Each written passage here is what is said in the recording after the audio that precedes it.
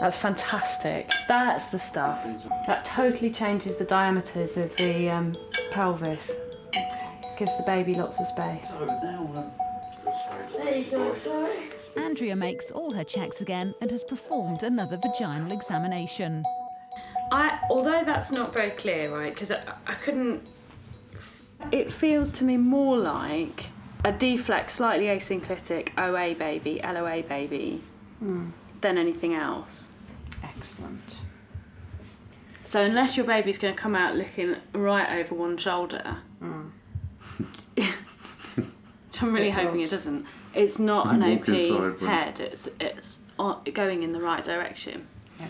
And at 4 centimetres, you can quite happily expect it to be asynclitic and sort itself out. What does with that some strong mean, contractions. Off to one side, tilted. This is just a matter of you're 4 centimetres and not in established labour, and that's completely normal actually. Yeah.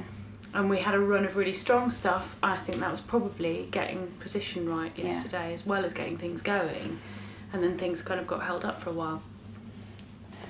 Yeah.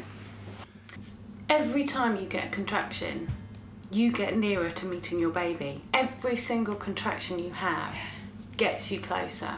So actually you've got to go, right, bring it on. I can handle this, I can deal with this, I can do this. Okay.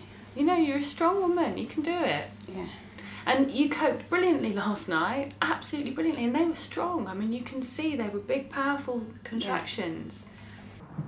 She calls a colleague for a second opinion on what steps to take next. Yeah.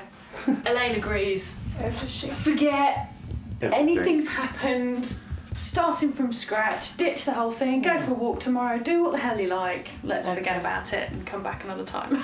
Okay, fantastic. Because actually what you've done is some quite hard work getting your baby into a good position. Yeah.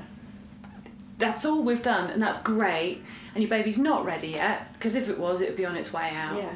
You might be here in a week's time. Yeah, well that's fine, because Actually. I'll have forgotten how painful it was, and then I will...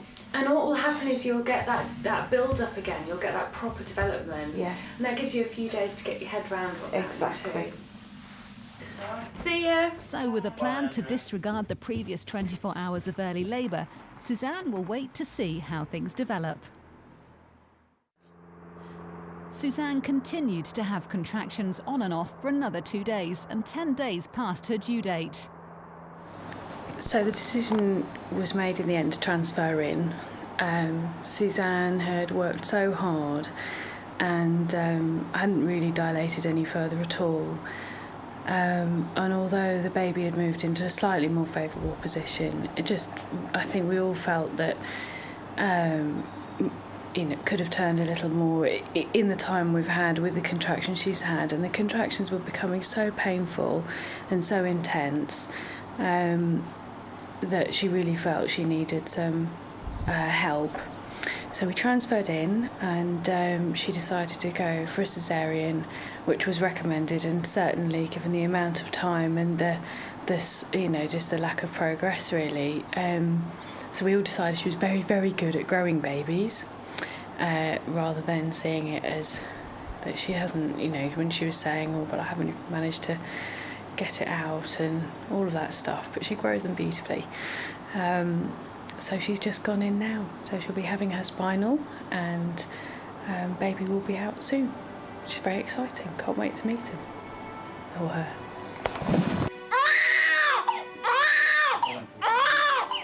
Come on, you do it. Good boy. A short time later, Jude takes his first feed, and a few days later, Suzanne and Jude came home. When we went in, early hours Sunday morning when we went in, I was still 4 to 5 centimetres. So, it was a realisation that we're not getting anywhere. I've laboured all this time. Baby was quite happy and contented at this point, but wouldn't be for, indefinitely. So a decision had to be made. Part of me thinks, if you just could have just booked at 38 weeks and had a caesarean section booked. But then that doubt would have always been in my mind.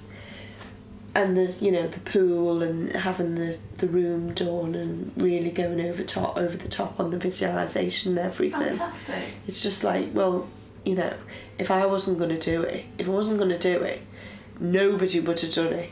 But he absolutely never showed any signs of distress, and without the swelling or even moulding on his head. And that's another good clue that he was never going to come out as well. I have to say, I was surprisingly pleased with the reception that we got.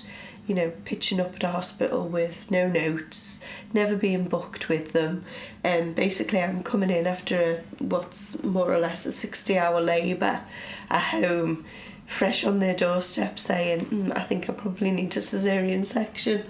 And I think they handled us very, very well. And especially bearing in mind that they were full, and actually about half an hour after we arrived, they closed the unit. They closed the unit, so they had a really stressful evening. Actually, everything from the lady that brought us the tea to the registrar that did a really good job on the procedure on Suzanne was 100%. Yeah. And, you couldn't have asked for any better. Above all else, it just shows you that, it doesn't matter what plans you make.